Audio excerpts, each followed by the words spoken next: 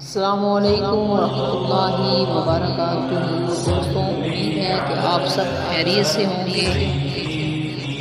پچھلی ویڈیو کے اندر ذکر ہوا تھا، بات چیت ہوئی تھی سورۃ الفاتحہ کے اسماء بتائے گئے تھے۔ آج سورۃ الفاتحہ متعلق ایک فضیلت ملی جو میں آپ سے شیئر کر رہا ہوں۔ ویڈیو پر آگے بڑھنے سے پہلے آپ دوستوں سے گزارش ہے کہ میری حوصلہ افزائی کے لیے میرے چینل کو سبسکرائب، لائک اور شیئر ضرور کریں تاکہ میری حوصلہ افزائی ہوتی رہے اور میں اس نئے کام پر آگے بڑھتا رہوں۔ آئیے ویڈیو سٹارٹ کرتے ہیں۔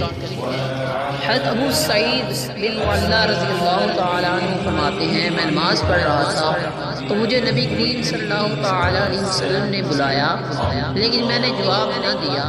جب نماز سے فارغ ہو کر بارگاہ رسالت صلی اللہ تعالیٰ علیہ وسلم میں حاضر ہوا، میں نے عرض کی، یا رسول اللہ صلی اللہ تعالیٰ علیہ وسلم، میں نماز پڑھ رہا تھا۔ تاجدار رسالت صلی اللہ تعالیٰ علیہ وسلم ارشاد فرماتے ہیں، کیا اللہ تعالیٰ نے یہ نہیں فرمایا، استجیبوا للہ وللرسول اذا دعاکم؟ اللہ عز و جل اور اس کے رسول صلی اللہ تعالیٰ علیہ وسلم کی بارگاہ میں حاضر ہو جاؤ جب وہ تمہیں بلائیں۔ کیا میں تمہارے مسجد سے نکلنے سے پہلے قرآن کریم کی سب سے عظیم سورت نہ سکھاؤں؟ پھر آپ صلی اللہ تعالیٰ علیہ وسلم نے میرا ہاتھ پکڑ لیا۔ جب میں نے نکلنے کا ارادہ کیا تو میں نے عرض کی، یا رسول اللہ صلی اللہ تعالیٰ علیہ وسلم، آپ نے فرمایا تھا کہ میں ضرور تمہیں قرآن مجید کی سب سے عظمت والی سورت سکھاؤں گا۔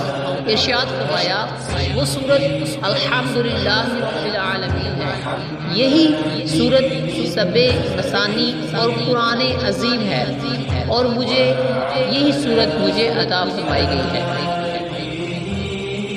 اور دوسری حدیث حضرت عبداللہ بن عباس رضی اللہ تعالی عنہ فرماتے ہیں، ایک فرشتہ آسمان سے نازل ہوا اور اس نے سید المرسلین صلی اللہ تعالی علیہ وآلہ وسلم کی بارگاہ میں سلام پیش کر کے عرض کی، یا رسول اللہ صلی اللہ تعالی علیہ وسلم، آپ کو دو نوروں کی بشارت ہو جو آپ کے علاوہ کسی نبی کو عطا نہیں کیے گئے، اور وہ دو نور یہ ہیں، سورۃ الفاتحہ اور دوسرا نور سورۃ البقرہ کی آخری آیتیں۔ یہ حدیث شریف مسلم کتاب سے منقول ہے۔